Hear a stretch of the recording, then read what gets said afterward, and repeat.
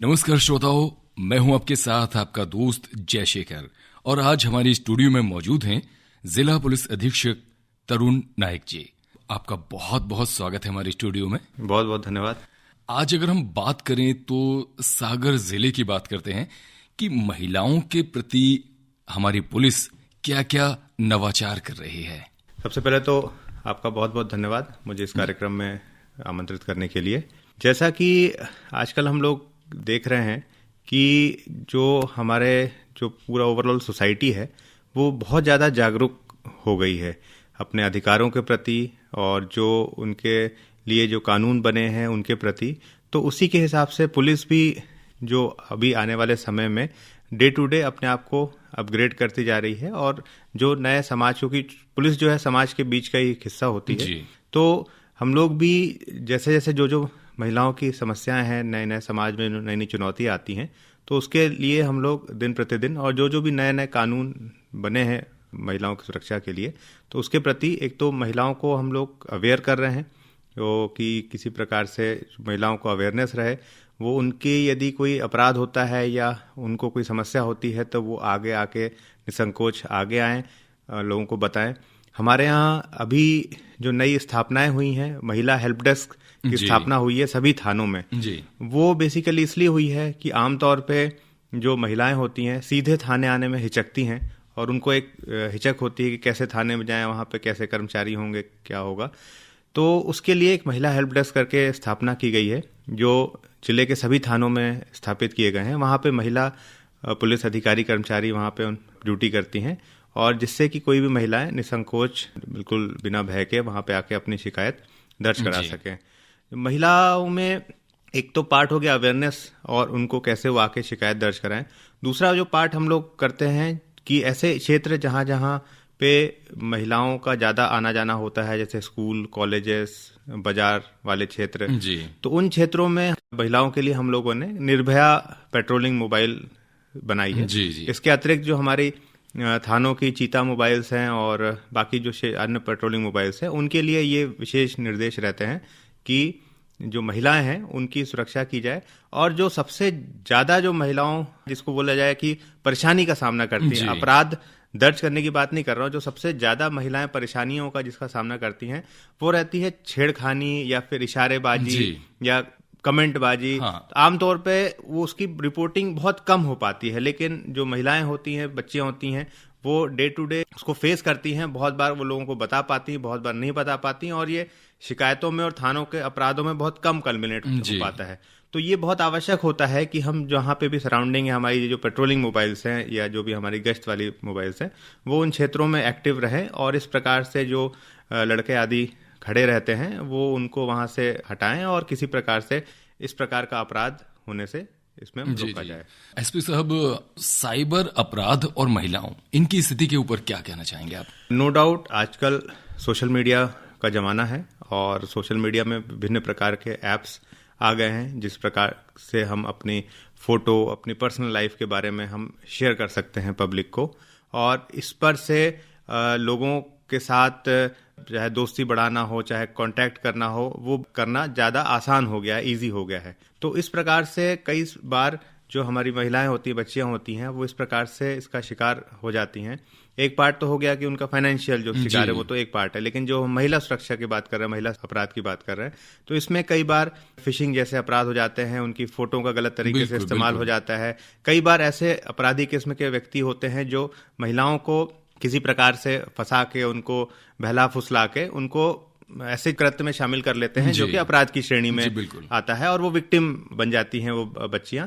चाहे उसमें कहीं पे जाना हो, उनको अपहरण संबंधी बात हो सकती है, उनको बहला फुसला के वो ले गए, या फिर किसी प्रकार से पोर्नोग्राफी या किसी अन्य तरह के अपराधों में वो उनको शामिल हो जाती हैं और विक्टिम बन जाती हैं और इस कारण से उनको परेशानी का सामना करना पड़ता है।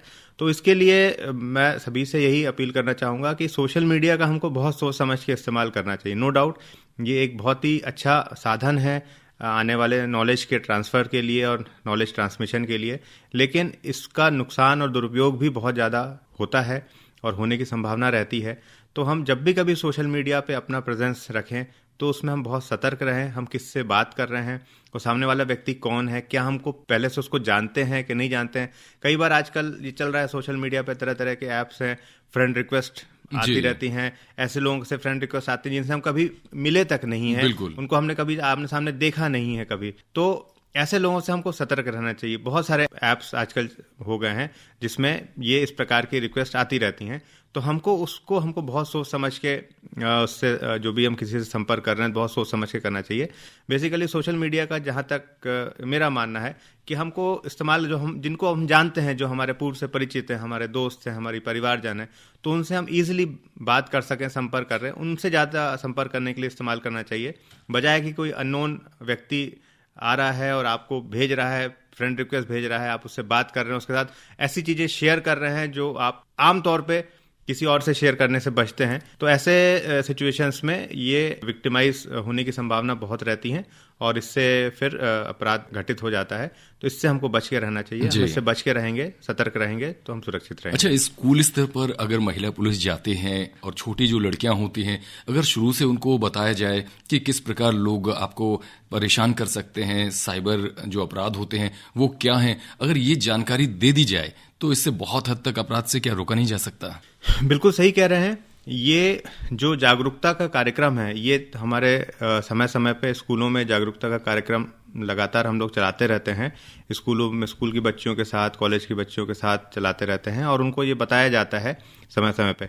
लेकिन इसमें एक बहुत महत्वपूर्ण बात है कि जो स्कूल के लड़के हैं, बच्चे हैं और कॉलेज के जाने वाले लड़के हैं, उनको समझाना उतना ही जरूरी है, इनफैक्ट मैं तो कहूँगा ज्यादा जरूरी है। बहुत ही बढ़िया बात करी तो आपने। इसके लिए मतलब यहाँ पे हम लोगों ने शुरुआत करने की कोशिश की थी, आने वाले समय में हम लोग उसको शुरुआत करेंगे भी, उसको एक ऑफिशियल नाम देके। हालांकि इसका ऑफिशियल कोई नाम नहीं, लेकिन हम लोग ये करते रहते हैं। ये जरूरी है क्योंकि अल्टीमेटली जिसके विरुद्ध अपराध दर्ज होता है वो बेसिकली लड़के हैं, तो उनको बताना जरूरी है कि आप ये करेंगे तो इस प्रकार से ये अपराध हो जाएगा, ऐसा करेंगे तो ये अपराध हो जाएगा।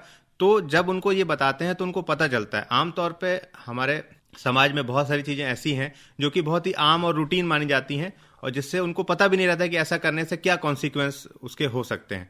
जैसे बहुत सारे मामले ऐसे हमारे 363 आईपीसी के दर्ज होते हैं जिसमें कोई लड़का है, उसको पता ही नहीं था कि ऐसा करने से वो अपराध दर्ज हो जाएगा उसके विरुद्ध। तो ये जागरूकता लाना भी बहुत जरूरी है। तो न सिर्फ लड़कियां, बच्चियां वो जागरूक हों, बल्कि जो लड़के हैं और जो बच्चे हैं, और सिर्फ स्कूल से, यदि हम लोगों ने स्कूल से उनको जागरूक करना शुरू कर दिया तो नेचुरली अपने आप ये समस्या ही बहुत कम हो जाएगी और इसमें हम बहुत फायदा कर सकेंगे। अच्छा, कई बार जब देखते हैं कि किसी महिला को बरगला कर, फुसला कर या किसी बच्ची को या बच्चे को, छोटों को जब ले जाते हैं, तो क्या ये व्यक्तिगत तौर पर अपराध होता है या संगठनात्मक रूप से काम होता है? ये जब ये ऐसा होता है तो इसके बहुत सारे पहलू होते हैं। इसमें जब हम लोगों ने एनालिसिस की तो इसमें पाया कि ये दोनों चीजें होती हैं, व्यक्तिगत रूप से भी होती हैं और कुछ मामले आए, हालांकि बहुत कम है। सागर जिले में 2-3 मामले ही अभी ऐसे आए हैं जो कि बड़े संगठनात्मक रूप से आए हैं। अभी हाल ही में हम लोगों ने थाना जयसिंह नगर में एक मामला दर्ज किया है जिसमें कई सारे आरोपियों को पकड़ा है, जिसमें महिलाएं भी थीं और पुरुष भी थे, दोनों ही थे, मतलब दोनों ही इसमें शामिल थे संगठनात्मक तरीके से इसको करने में। लेकिन ये कई जगहों पे ये होता है और हमको इससे बच के रहना चाहिए। और ये बहुत जरूरी है कि जब हम कहीं, कोई हमसे बात कर रहा है, कोई हमसे मिल रहा है, भले हमको आमने सामने भी मिल रहा है, चाहे स्कूल में या कहीं पे भी, तो हमको उससे हमेशा बच के रहना चाहिए। कोई भी बात हो हमको अपने माता पिता को जरूर बताना चाहिए। हमसे कोई भी व्यक्ति, लड़की भी कोई ना हमसे मिल रही है, कोई लड़का मिल रहा है या कोई महिला पुरुष हमसे मिल रहा है, या कोई ऐसा बता रहा है कि हम तुमको यहाँ ले चलेंगे तो यहाँ ज्यादा फायदा हो जाएगा, यहाँ तुमको अच्छी नौकरी दिलवा देंगे, यहाँ तुमको ज्यादा कोई पैसा मिलेगा, तो जो भी कोई ऐसी बात हो तो आप अपने माता पिता के नॉलेज में जरूर लेके आइए। खासतौर पर जो स्कूल जाने वाली बच्चियां होती हैं वो कई बार संकोच कर जाती हैं, लेकिन हमको अपने माता पिता से कुछ भी नहीं छुपाना चाहिए। माता पिता को अपनी सारी बातें बताएं और यदि ऐसा लगता है कि कोई व्यक्ति है जिसपे कोई शक हो रहा है, कोई गड़बड़ कर सकता है, तो उसके बारे में पुलिस को भी सूचित करें। तो पुलिस उसमें फिर जांच करके उसमें जो भी कार्रवाई होगी वो कार्रवाई पुलिस करेगी। एसपी साहब, निर्भया ऐप ये क्या है और ये कैसे काम करता है, और जो स्कूल में पढ़ने वाली लड़कियां हैं वो इस ऐप को कैसे डाउनलोड कर सकती हैं और वो ऐप उनके लिए क्या सुविधाएं देगा? निर्भया ऐप सागर जिले में तैयार किया गया है और इसको स्मार्ट सिटी की मदद से तैयार किया गया है। इस ऐप को सभी लोग अपने फ़ोन पे डाउनलोड कर सकते हैं और उसमें तरह तरह के ऑप्शंस हैं। किसी प्रकार की उनको समस्या है, कहीं पे उनको कोई शिकायत दर्ज करानी है तो उसे शिकायत दर्ज करा सकते हैं। इसमें लोकेशन के भी ऑप्शन है कि आप कहीं कोई दिक्कत में है तो आप उसमें अपना लोकेशन भेज के आप कंट्रोल रूम को सूचित कर सकते हैं और उस पर फिर पुलिस तत्काल कार्रवाई करती है और मदद करती है आपकी। जी सर, ये महिला डेस्क हर थाने में हो गया है लगभग, तो इसमें इसकी प्रक्रिया क्या होती है? इसमें महिलाएं क्या निसंकोच होकर जा सकती हैं? उनके नाम, उनके पते क्या गुप्त रखे जा सकते हैं और उनको किस किस प्रकार की मदद मिल सकती है महिला हेल्प डेस्क से? महिला हेल्प डेस्क जो सभी थानों में खोले गए हैं, बेसिकली वो थानों का ही पार्ट है टेक्निकली, लेकिन एक थानों से हटके एक अलग इंफ्रास्ट्रक्चर बना दिया गया है जिसमें महिला पुलिसकर्मी तैनात रहती हैं, जिससे कि कोई भी महिला आवेदक या फरियादी आके अपनी शिकायत आसानी से दर्ज करा सके। तो बिल्कुल सामान्य तरीके से कोई भी महिला या बच्ची किसी को शिकायत है तो वो वहां जाके अपनी शिकायत दर्ज करा सकती है।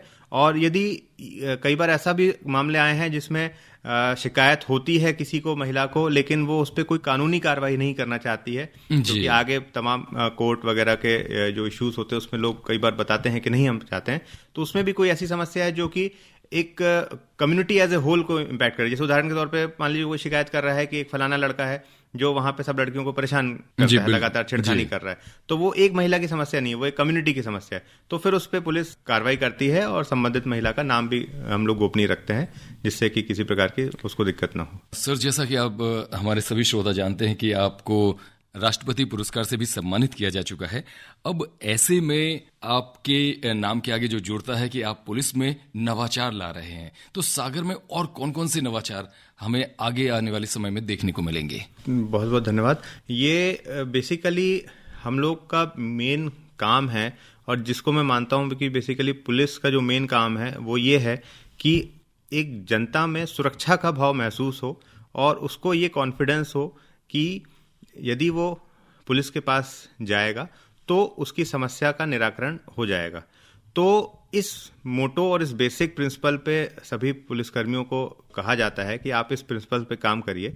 और दूसरा कि ये बहुत आवश्यक है कि ये लोगों के पास पुलिस के प्रति एक पॉजिटिव इमेज बनी रहे, जिससे कि मतलब पुलिस जो भी अच्छा कार्य कर रही है और जो पॉजिटिव है, पुलिस को लोग डर की निगाहों से ना देखें बल्कि एक फ्रेंड की निगाहों से देखें। तो ये बहुत जरूरी है। तो हम लोग उस पर कोशिश करते रहते हैं। तो जितना ज़्यादा हमारा पब्लिक से इंटरेक्शन, हम लोग कोशिश करते हैं कि स्कूल कॉलेजेस में जाके लोगों से मिलना, गांव मोहल्लों में जाके पुलिस के साथ मीटिंग करना अलग अलग समय में, और जो ऐसे समय होते हैं जहां पे लोगों की समस्या होती है, जैसे अभी कोरोना काल था, तो कोरोना काल में पुलिस ने बहुत सभी जगहों पे बहुत मेहनत की। बाकी सभी लोग अपने घरों में थे, लेकिन पुलिस सड़कों पे रह के लोगों की मदद की थी। तो ऐसे इश्यूज जब भी आते हैं तो उसमें हम लोग कोशिश करते हैं कि हम लोगों की जितनी अधिक से अधिक मदद कर सकें वो हम लोग करें। जहां तक नवाचार की बात है तो बेसिकली जो भी नई टेक्नोलॉजीज आ रही हैं उसको कैसे इनकॉर्पोरेट किया जाए जिससे कि हम पुलिस की कार्यप्रणाली को हम सुधार कर सकें। जैसे कि अभी सीसीटीवी कैमरे हैं, अभी सीसीटीवी कैमरे हमारे शहर में लगे, जो हमारे देहात वाले कस्बे हैं उसमें हम लोग अभी प्रयास कर रहे हैं कि उसमें हम लोग वो सीसीटीवी कैमरे लगा सकें। उसमें हम लोग स्कीम उसकी तैयार कर रहे हैं, तो आने वाले हो सकता है कुछ दिनों में वो हो जाए।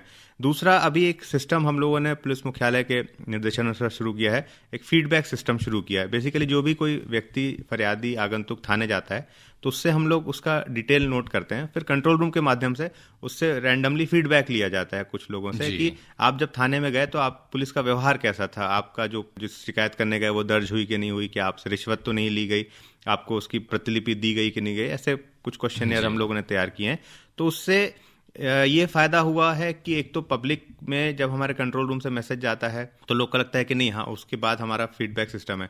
दूसरा कि जो थानों में तैनात पुलिसकर्मी है उनको भी पता है कि जो फरियादी आ रहा है उससे भी फोन करके पूछा जाएगा, तो नेचुरली वो अपने आप बिहेवियरल में, अपने आप पैटर्न में बदलाव आना शुरू हो जाता है। ऐसे में थानों के लिए भी कोई प्रोत्साहन वगैरह किया गया है? हाँ, इसमें हम लोगों ने रैंकिंग बनाई है कि इसकी मंथली रैंकिंग इसकी शुरू करेंगे और जो भी थाना इसमें अच्छा कार्य करेगा उसको पुरस्कृत करेंगे और जहाँ पे भी कमियों को दूर करने की जरूरत होगी तो उसको दूर किया जाएगा।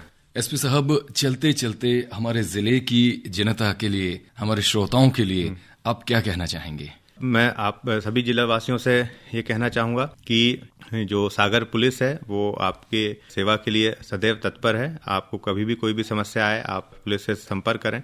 हमारे जो कॉन्टैक्ट नंबर हैं डायल 100 के या थानों के नंबर आप लोग के पास हैं और मैं हमेशा आप लोग के लिए मौजूद हूँ। कोई भी समस्या है आप पुलिस से संपर्क करें। साइबर अपराधों से बचें, खासतौर पे ये जो धोखाधड़ी वाले अपराध होते हैं जो आपको फ़ोन करके आपसे OTP पूछ लेते हैं और पैसा खातों से निकल जाता है या अन्य किसी तरह से इस प्रकार से कर लेते हैं, खातों से पैसा निकालने वाले काम होते हैं, तो उससे बच के रहें।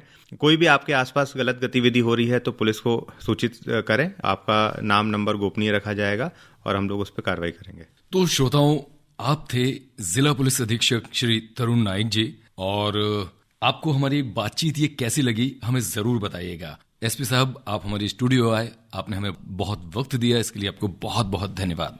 धन्यवाद शेखर जी, बहुत बहुत धन्यवाद।